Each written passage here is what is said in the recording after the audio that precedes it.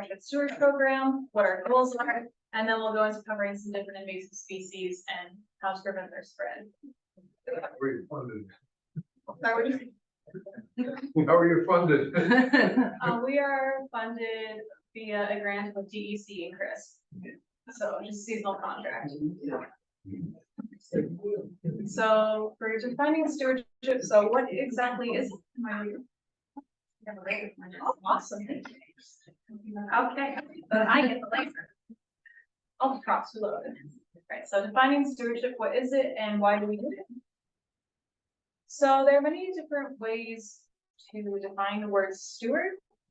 We always focus on the verb, and basically with our watershed steward job, we really focus on managing or looking after the land or the water. For us, for watershed stewards, we focus on the water.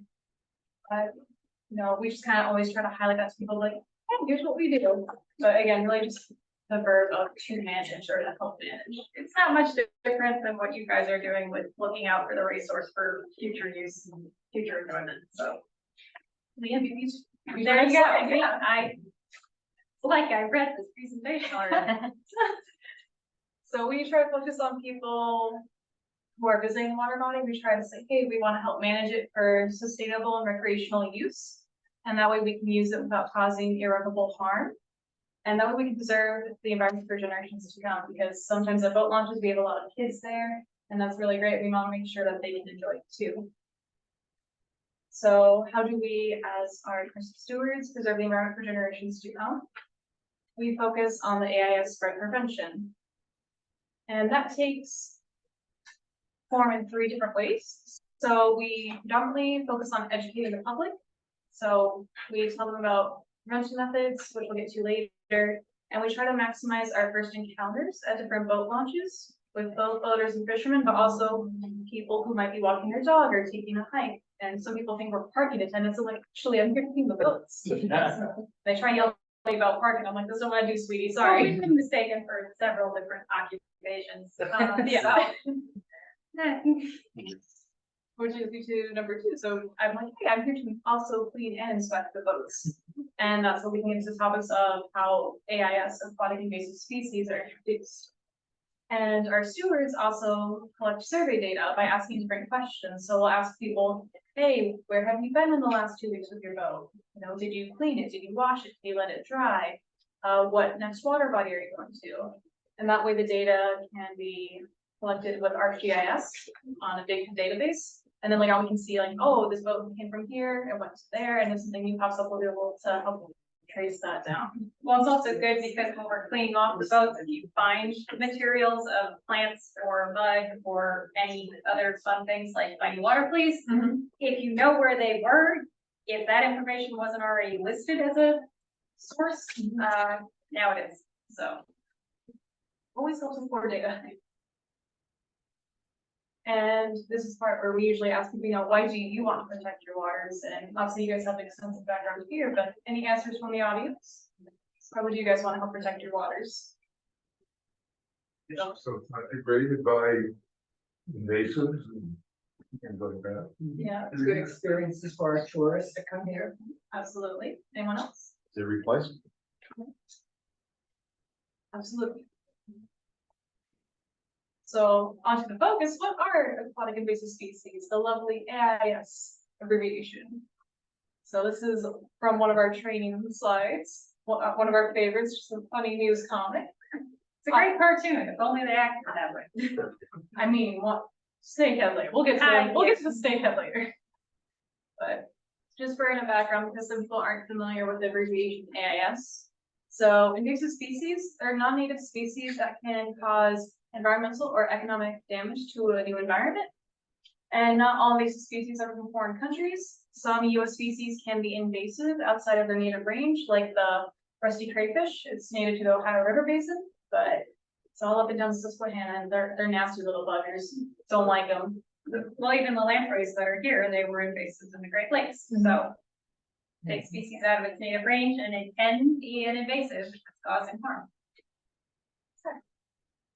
And they reproduce quickly, and there are few to no predators in new habitats, which allows them to flourish. So again, we do focus on aquatics, and we have some zebra aquatic mussels up in the corner, and one of the tropical aquarium fish. I believe that's some hydrilla up there. Yeah.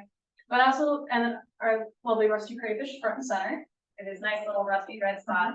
And then there's water chestnut up in the corner. These things really hurt when you step on them. I pull, those are the seeds when they're mature. I pulled one from a dog's paw the other year at a boat launch. The dog was okay, but it's not good. And those things can stay in the bud for over a decade before they sprout. So they're a very long-term management plan if they Yeah. get introduced somewhere. Yeah, they're good up to a decade, and we'll keep sprouting a little bit every year, but there's still some seed left. So it just depends on. Yeah, our focus is aquatic. I like to include some examples of some you may have heard about. This is Japanese knotweed, Which we are very familiar with here. saw the brochures and the problems, like, yes, my nemesis. The python in Florida, that's been a major problem for years. And I saw a news article saying likely impossible to defeat. I was like, that's not, no, We need help. We need help. And then down there, that's the bottom left, that's a spotted lanternfly with the closed wings, but that's becoming a really big problem for the city and New Jersey and in some areas of Pennsylvania, as I'm sure you guys are aware of, so. I was just down in New York City 2 weeks ago and I squashed 4 of them walking along the sidewalk and they blend in very well, surprisingly. You only see them when they jump and you see the flash of red. I work occasionally for Silver Canoe down in Sparrow Bush, and we killed 2 of them there. Keep squashing them. So- Yeah, keep squashing them, please. Many examples of how different invasives, even despite their differences in ecosystems, they can still cause havoc and, you know, that harm to the economy and to the environment, but also to humans. So we don't want them. So tonight we wanted to focus on 3 invasive species that we are kind of very worried about. I'd say for some people, like the most worried about. Hydrilla is one of them. So hydrilla, it has strongly serrated leaves, a spiked midrib, and 5 leaves to a whorl when it's growing well. And they have these little turions, little seeds that help them reproduce. But they also, like if you try to pull out the plant, it can fragment and break off, and all those little pieces can start growing a new plant. Yeah, exactly. Very, very similar in the process. And last year at a fishing tournament, there was a suspected hydrilla. It was pretty degraded, but since it was a rainy day, it was able to keep part of the plant viable. So can you just wash your boats, please? And don't dump your aquariums because the DEC had to clean up hydrilla in New Croton Reservoir. I think it was like a 5-year plan, A 5-year if I plan. remember correctly, and it cost them a lot of money because they had to find the right aquatic herbicide to take care of that plant without wiping out a whole bunch of other stuff because it's a reservoir. So, I was gonna say, it looks like a common aquarium. yeah, it is. Yeah, It's sold as, what is it, waterweed? Under like 4 different, you're not supposed to sell it anymore, but that doesn't mean that it's not being sold under a different common name. But yeah, the one at New Croton was definitely an aquarium dump because they found all the multicolored pebbles on the shoreline. Yeah. So, This really other slides in the presentation. But yes, we'll come back to that. So, and also hydrilla can look like a couple of different native species, especially of like plants that grow differently in different waters, depending on the temperature, the sunlight, and just what plants and animals are present. And LOD is one of our native species, so I won't go too heavy with the ID. I'm just trying to get a bunch of pictures so you guys are not familiar with seeing it in case you aren't familiar with it. And even me, I'm not as familiar with it, which is, I think, a good thing, but always good to be on the lookout. Well, native LOD, we have that in the river. But the main thing to remember is that if it's got the toothed edge and it's 5 leaves in a whorl, it's hydrilla. You don't want that. Reported. Could you orientate us as to where you're operating? When you say in the river, you're talking about Delaware? Yeah.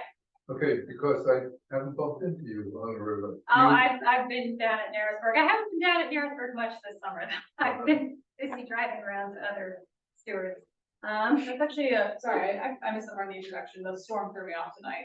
But so we are based in Poniasa and Cooperstown, Okay. but we cover Otsego, Schoharie, Greene, Delaware, Sullivan, and a little bit of Orange County in our jurisdiction.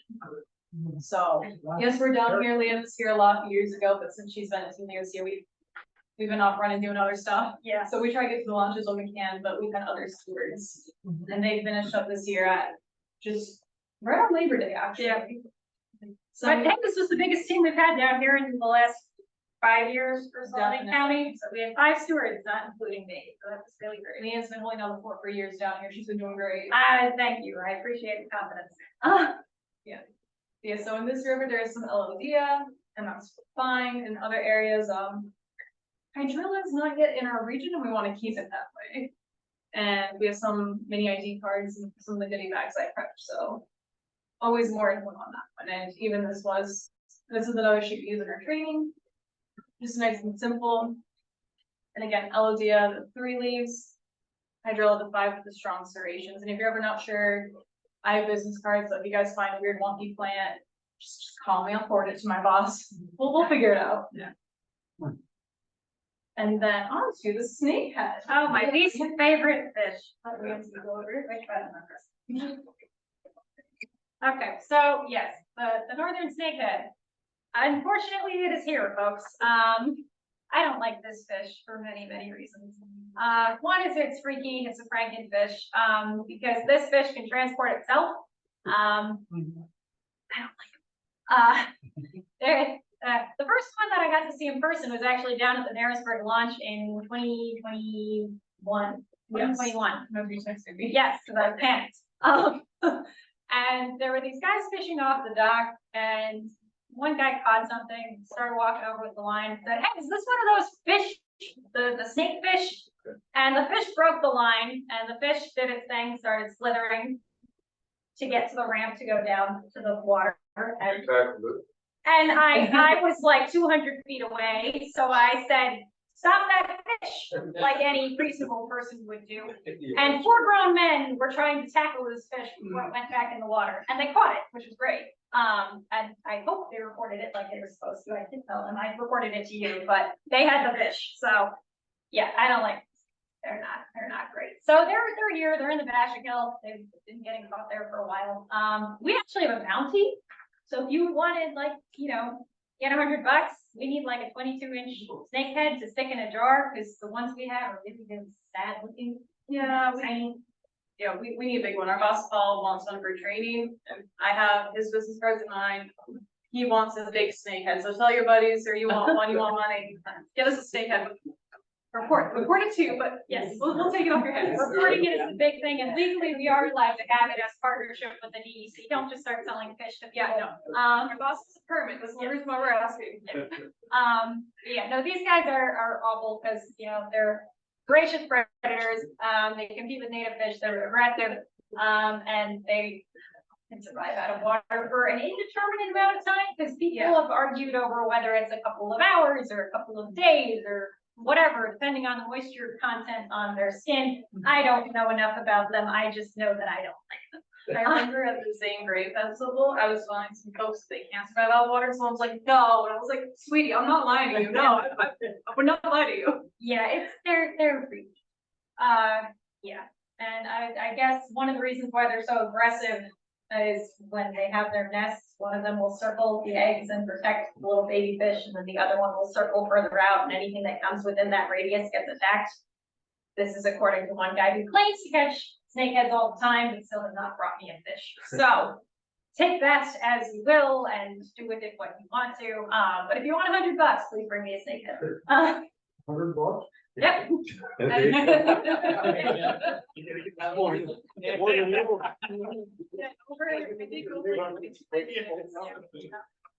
Apparently they do use like lobster though when they're Yes. catch, but I don't know. Well, this is also according to the one guy who keeps catching them, but won't bring me a fish. Now you can market them. You know. I mean, that's part of how they got introduced. They are a delicacy. They were in fish markets for a while. I don't know if people started stocking them in private ponds. I'm Or not use them well as bait informed fish with that. for small. They are good bait fish too. So they have been introduced and spread, unfortunately. But easy way to tell them apart, they have a snake-like flathead, and eyes are located laterally. We have a nice little sign of them compared to our natives, because some people confuse them with our native fish. Please don't. I don't think they look the same, but that's just me. They're brown with dark blotches.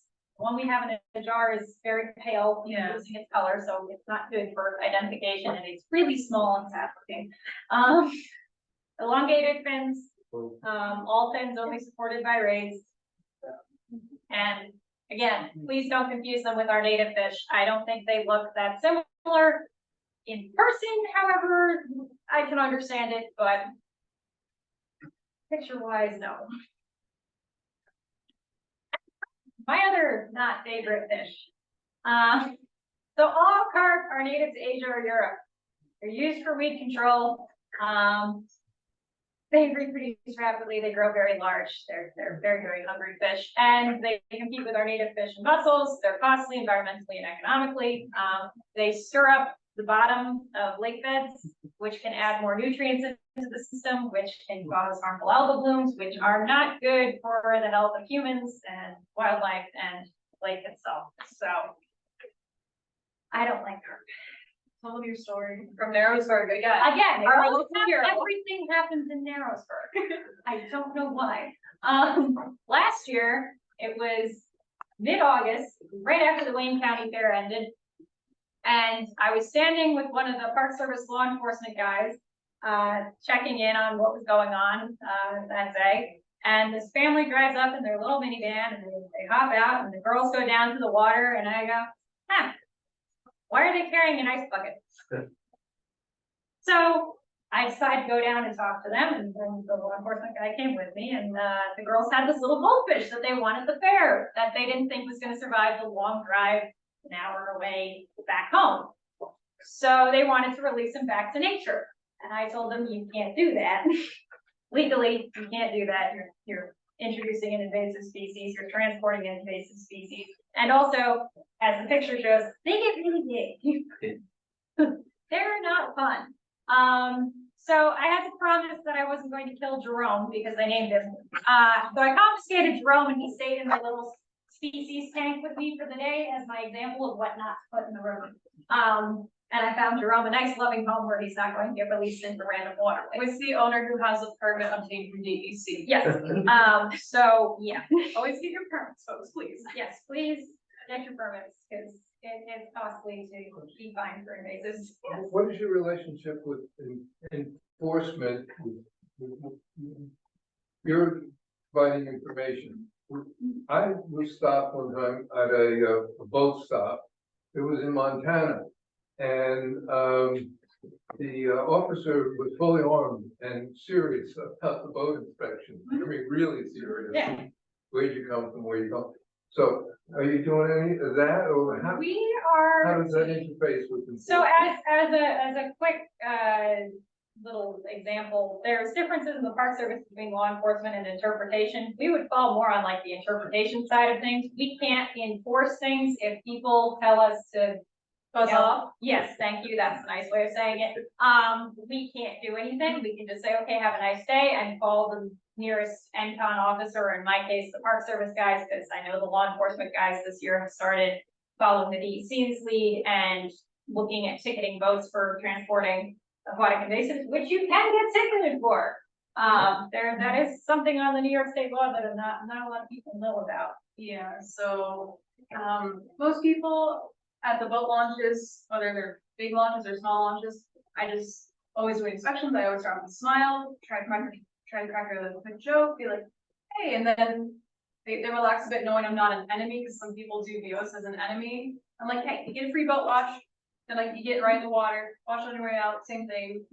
And I just try to remind them like, hey, we all care about the water, or you like to fish, cool. One of our coworkers at Port Dad Steve, we love him. He loves to fish, he's an avid fisherman, so we can enforce, but I usually just try to be like, hey, quick inspection, thorough but quick, and especially if they're in a rush, and then I just like, hey, free boat wash, get you in, get you out, and just try to leave with a positive impression.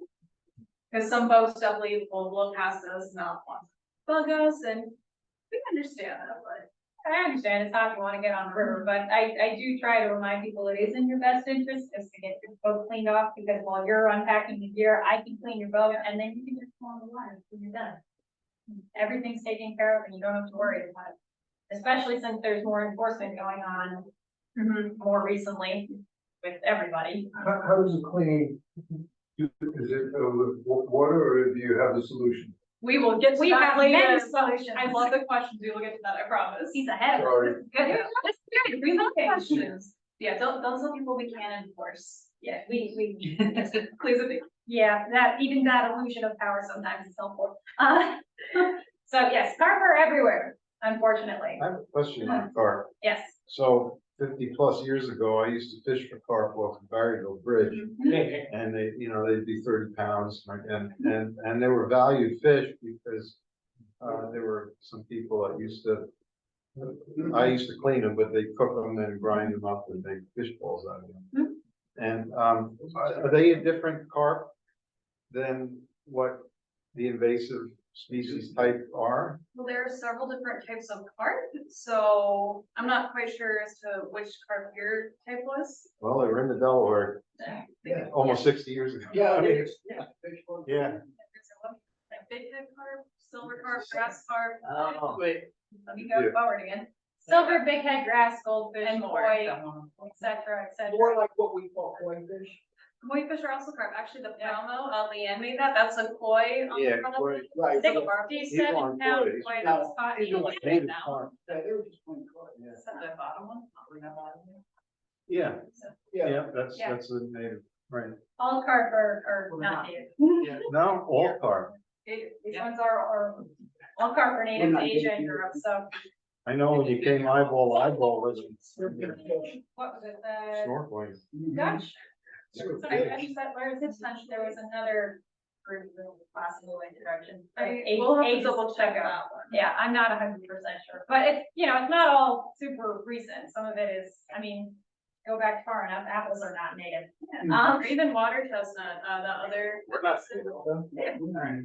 There's, An invasive maybe species. honeybees, honeybees are not native, but they're not invasive, as far as I know. But I'm not an insect person, I work with aquatics, so. Exactly. So we have goldfish, again, please don't release your goldfish, don't lose your carp, please, and thank you, Save yourself a fine. yes. I get the laser again. Don't blame. I won't. So just in general, a good takeaway message, especially if it is an aquarium fish like carp. Natural goldfish. So any plant, fish, snails, frogs, turtles that can ruin a water body. We've had several people the last 2 years who are taking turtles from launches to bring home for their ponds, or Which you're not supposed to do anyway, because you don't have a permit. again, release into nature, and people mean well, but like, just leave it in the tank, leave it at home, leave everything at the site, like with litter when you're hiking. And I'm sure I don't need to preach to you guys, but it's just the bare minimum of leave it at the site. Don't take anything There anywhere. are different, organizations and programs. There's some where like, if you can't find a responsible aquarium owner to take the things that you don't want anymore, there are some like surrender days, there we go, that's the word I'm looking for. Surrender days where you can bring the stuff and they will find a spot for it that is not in a body of water it's not supposed to be in. Yeah, I can't say for sure where they are. I just know that I've seen headlines in the past of like DEC surrender day or like maybe an SPCA or another local shelter of sorts is like, hey, bring your exotic or aquarium fish here. So just something good to keep in mind. And if you can, always fact check prior to purchase. Last year at the Otsego County Fair, I had a guy come up to me. He's like, I have an alligator gar. And that's a fish. But at first all I heard was alligator. So I was like, you have an alligator? And I was like, sir, I can't take your alligator. He was like, wait, no. And it was a fish he got from a nearby pet shop somewhere. And they lied to him about how big the fish was getting. He was like, well, I don't want to dump it. I was like, thank you. He was like, that's why I came to you. I was like, I don't know, sir. So I advised him to call DPC or try to contact them. And then that's when we were trying to do research and figure out what could be done. But a lot of people lie to folks about how big things will get. Or sometimes they get bored. And even our own boss said when he was a kid, when he went off to college, he's not sure what happened to his aquarium of frogs. Which turned out to be parents. invasive.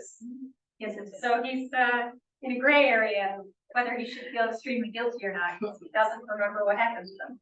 Yeah, and even again, with the plants like hydrilla, it looks like stuff in a pet store or aquarium shop, or even things like European frog that are water chestnut can be sold there too. So just, if you can fact check, if you don't know, try to find someone who does know, even us, like we know a decent amount, but even we're not experts, so always double checking with everybody's good, just in case. And I will not probably buy anything from the aquarium shop, so my guys know. Because some people do know they're selling stuff illegally and they just name something else so they can make money, or others don't know themselves. And sometimes it's just a matter of using a different common name, which is part of our old supervisor, who now is in charge of something with the Catskill Regional Invasive Species Partnership out at Mount Tremper. Yeah.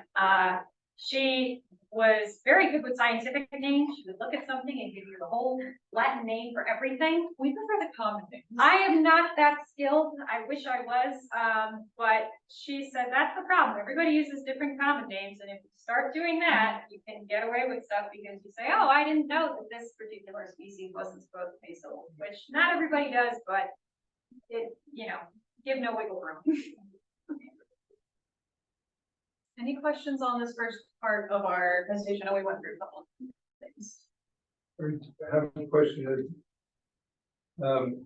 it seems like some of these lakes and ponds and everything are whether it's climate related or otherwise, it used to be a lot of surface water, now not. And people have things like hydrilla and things like that.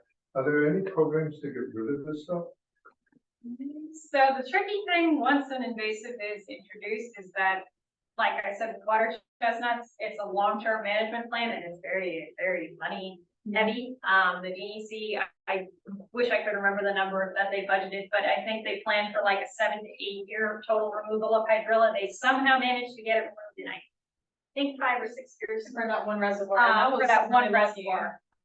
Which is incredibly lucky. And they were smart enough to pull out a bunch of native plants and grow them in a hydroponics facility off-site, so that once they did remove all the problem plants, they had something to put in, so nothing else would come in. So I think it depends on the area. Some places have local volunteers, others have not-for-profit organizations, like Otsego County Conservation Association. I interned with them back in 2019. I was here. It's been a couple years, but they're really great people, and we did chop and cheese events that I came up with for the title, which was just us pulling Japanese knotweed and cutting it down, removing it. Us for the stewards, we work on the prevention method of just education and cleaning and removing it before it gets in. Other places though would do the removal once it's in there. It just depends. Some people have CLMV harvesters, other people do hand pulls. And the problem with the harvesters is if you have a plant that fragments and can produce from a fragment, it doesn't really solve the problem. It just makes you feel a little bit better. Hence why some people Depends on the plant, it depends on the place. We're the cheap option, as I like to say. We are the best prevention method because we are cheap. Yes. But all the livery boats out there, you don't check on livery boats. Like, So like Landers and Landers. City. They have thousands of vessels. So our biggest boats we check are like motor boats, probably maybe like smaller barges, but we've never checked like really big. Well, the one nice thing with the liveries is that Landers really only goes on the river. And I know that when I was talking to them over the pandemic, one of the years, I don't remember which year it was, but I was talking to them and they were doing a cleaning process on the boats anyway because of COVID and everything. So I don't know if they're still continuing with that process, but either way, since their boats don't go anywhere else, they're a very, very small chance of introducing anything new because the boats are only going in the river. It's kind of like the Park Service. The boats only go in the river. You're not going to be taking things from one place to another. It's more for the people that are going to the Finger Lakes one weekend and then going up to Lake George another weekend and then going up to Lake Erie the next weekend and then coming down here. So is that what you find when you talk to people about where they're coming from with their boats? Some people, yeah, I had someone who came from Texas and I was like, why are you here? Even so, Why? even so far this year, we've had folks from Maryland, Texas. The other year I saw a boat from like Colorado and I was like, sir, what you doing up here? Like, that's fine, what you doing? Yeah. So it just depends. Delaware, New Hampshire, New Hampshire, one bunch of time. stuff, bunch of different states. Yeah, Even Texas was the weirdest one for me though, because I didn't understand why he went in his kayak there and then was here. but even at White Lake this season, there's one that you checked on your steward, and there was like a jet ski. Yeah. One was from Pennsylvania, another boat was from, I want to say Delaware or Maryland. And then another Maryland. And then another one was from New York, another boat. So 3 different boats were launching within like 15 minutes of each other from 3 different states. And I was like, And that's not even talking about when they were last in the water. yeah, just seeing the state registration, I'm like, hello, can I check your boat, please? But I do look for any of your boats, too, but just kind of always being mindful of good questions. Yeah. No, the deliveries are a good question. The main thing with deliveries is that people are coming mostly from elsewhere. It's not the boats that are going in different spots, but Even if your boat stays in the same river or lake or pond, it's still good to clean it over time so nothing builds up. And also, if you go from downstream to upstream, you don't want stuff that's from the downstream to be brought to the upstream. And that leads us into clean, drain, and treat. So us as stewards, and we focus on golden rules, our golden rules. So we focus on anything moving from one water body to another one. So your trailers, boats, canoes, kayaks, fishing tackle. You can see right up here. I do. That is a tiny water chestnut seed. They often get stuck Yeah. on the trailer, Yeah. especially with like the carpet felt bottoms there. Yeah. These are some zebra and quagga mussels and propeller right there. Our favorite. These guys sink buoys. Weekly? Ish. Well, they did this summer out by our boathouse. The boat wasn't good. And even the fishing tackle or any part of boats that there are plants hanging off of it, I often find juvenile mussels that are thinner than like my pinky nail. Just on the plant, little tiny ones. Yeah, and these mussels, when they're small enough, you won't see them. They'll just feel like sandpaper on the side of a boat. So just because the boat looks clean doesn't mean it is. And people lie to us sometimes that they clean their boat. Yes, that is one I don't like. I had a group of guys in a boat launch one time up in Candiego. It's like 7:30 p.m. I was working late just in case someone came in and they come up and they're like, what are you doing here? And I'm like, hi. That question right there alerts me. And they had Eurasian water milk oil and a bunch of dirt on their boat. And they're like, oh, well, we cleaned it. And I was like, okay, but there's some stuff here. Oh, we were here last time. Okay. Sure. We'll like these to the public always, of course, but in my head, I was like, all right, buzz, all right. But hence why, when you can, it's great if there is a power washer, preferred solution for finding aquatic invasive species. That power washer with 140-degree Fahrenheit water and just inspecting everything. So you can think about the prop, the motor intakes, rollers and bumps, the whole the trailer. I even look a little bit further onto the car, sometimes just in case there's water or plants there, or even. Especially in the wheels, because if you back up Yeah. far enough, you can get stuff caught around Some it. boat launches you have to. Yeah, so while you're at it, while you're cleaning your boat, give your car a nice car wash. Yeah, especially in case fire lantern flags are underneath the car, just in case. And even like the anchor and the rope, anything that was in the water, on the water, could be harboring moisture. We just try to inspect everything, and power washers are great, but not every place has them. Leanne, the past couple years she worked here, advised folks. I have a pump spray, We do I have have a a little- spray this year. a little hand spray for, I think it's for gardening, that we bought, yes, a couple of them For this So- year. It goes a lot faster than with a bucket and a towel, so at least I don't get the motorboaters, looking at me like I have 3 heads. Well, they still look at me strange, but it's a lot less than just With the that dome pump bucket. spray though, is it, just water or is it a solution? It's It's a solution. I promise, the slide is what's there. I'm not trying to keep you in anticipation, I promise. We're just bouncing around too much. So the preferred is the hot water. I always have said to people, if you don't have access to a power washer and you need to, power wash it. Always try a car wash, just make sure the water is up hot. I'm pretty sure you can find one that will do 140. It's not the most effective, but it's much better It's than better than nothing.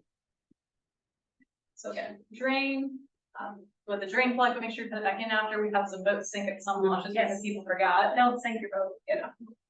Also the live wells, and then also preparing, dry in 5 days of full sun. We're in New York, that doesn't happen often.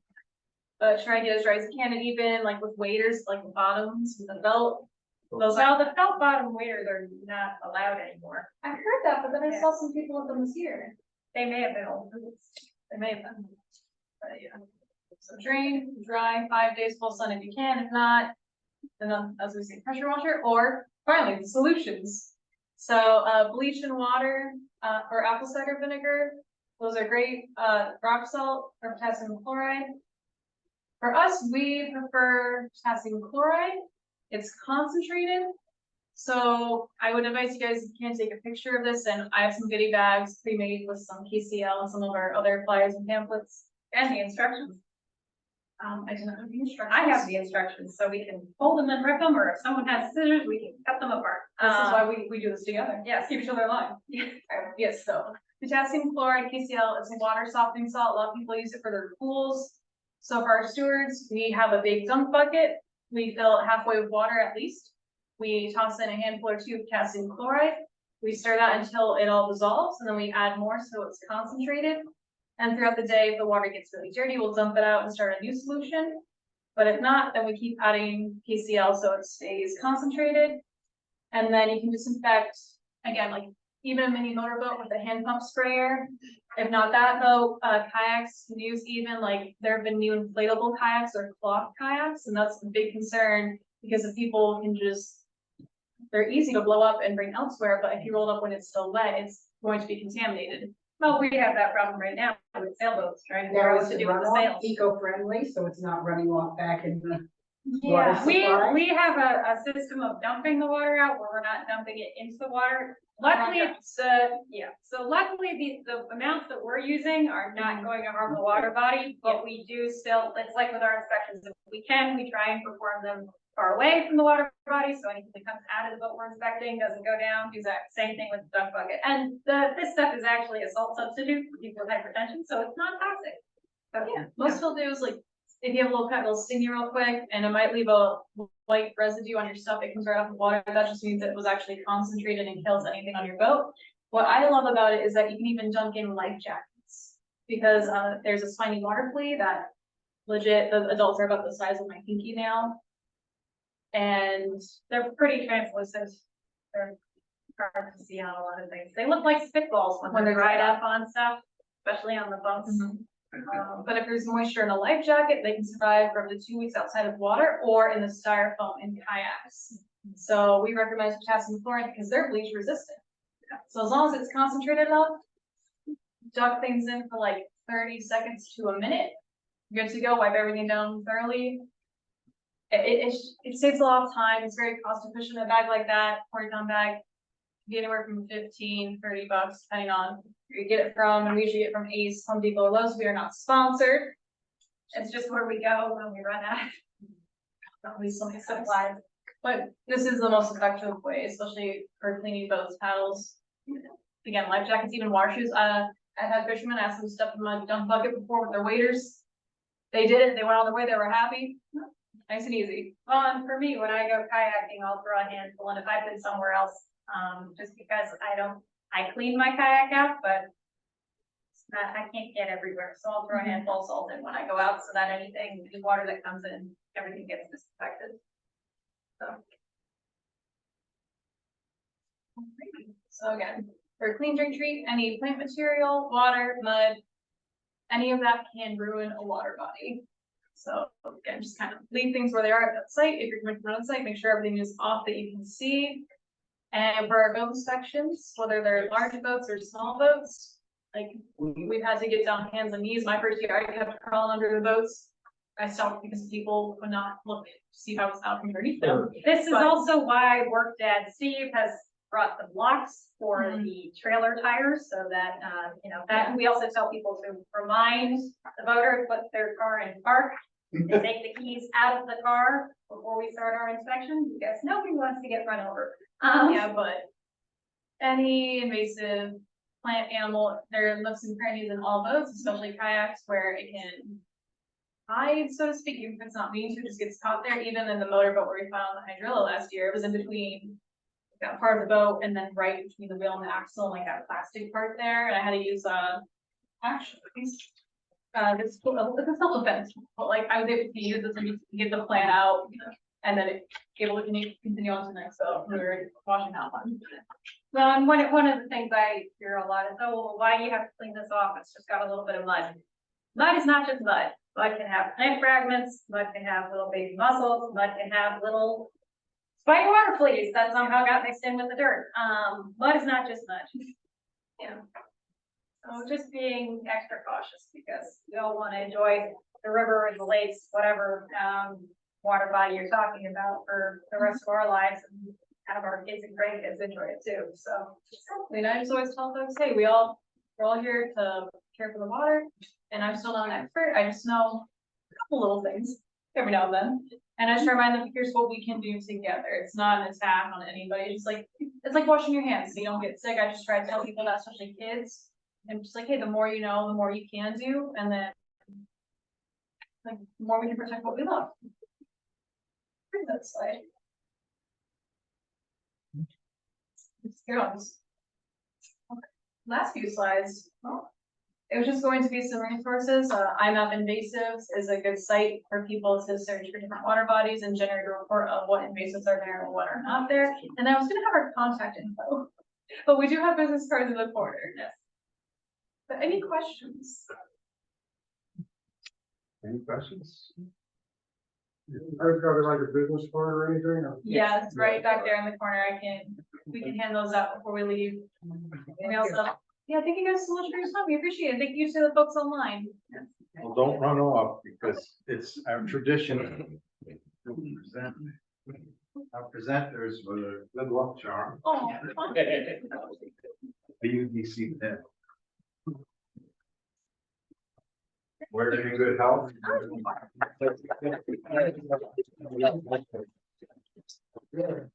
alrighty. All right, we'll pass out a few flyers and some goodie bags and business cards.